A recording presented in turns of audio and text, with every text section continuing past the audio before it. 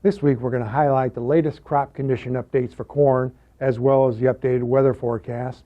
We're going to take a look at the latest harvest trends in Brazil, where harvest has passed 50% now. We're going to briefly look at softening export demand for U.S. corn and wrap things up with a long-term review of December corn.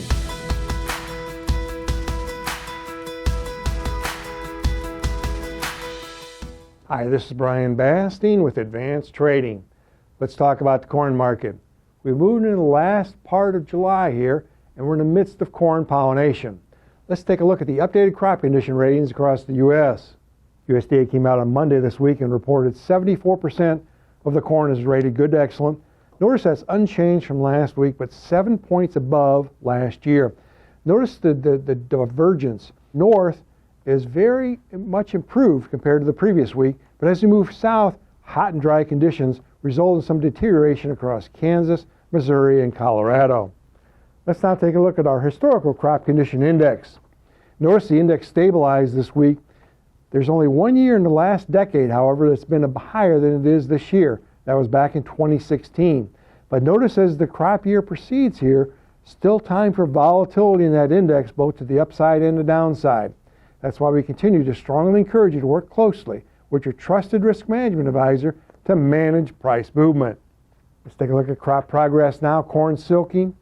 We're looking at over the next 2 weeks on average, corn silking increased approximately 31% between July 20th and August 3rd. So on average, we'll be approaching 85 to 90% of the corn will be pollinating by that first week in August.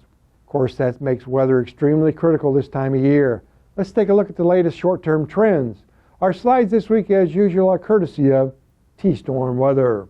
Starting out here looking at Friday of this week, some very hot temperatures. All across that orange area there, high pressure setting up, 90s, heat indexes over 100. Now let's look ahead to next week, July 29th through the 31st. There's a pattern change emerging, much cooler.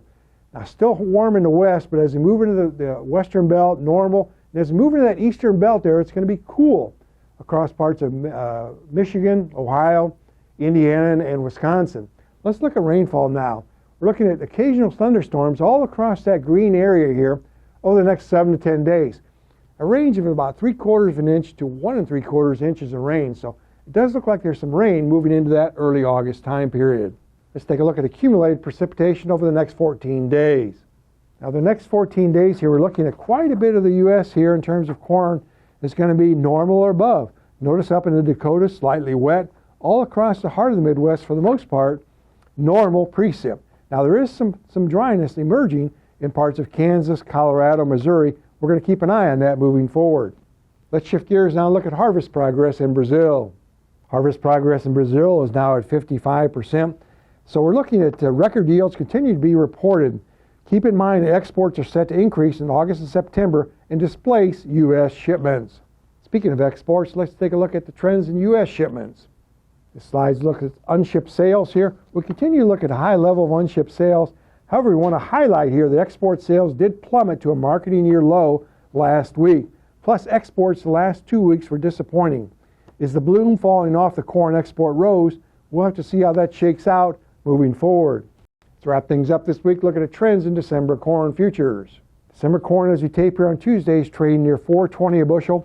Notice even at this time in the growing season, between now and that harvest crop insurance period of October, quite a bit of price volatility potential in this market. That's why we encourage you to work closely with your trusted risk management advisor on your risk management positions. Now, if you'd like more information, please feel free to contact us at 800-664-2321.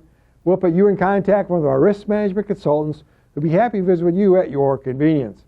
And remember, we upload every Wednesday. Make sure to subscribe to our channel to never miss an update. Thanks a lot. Have a good week.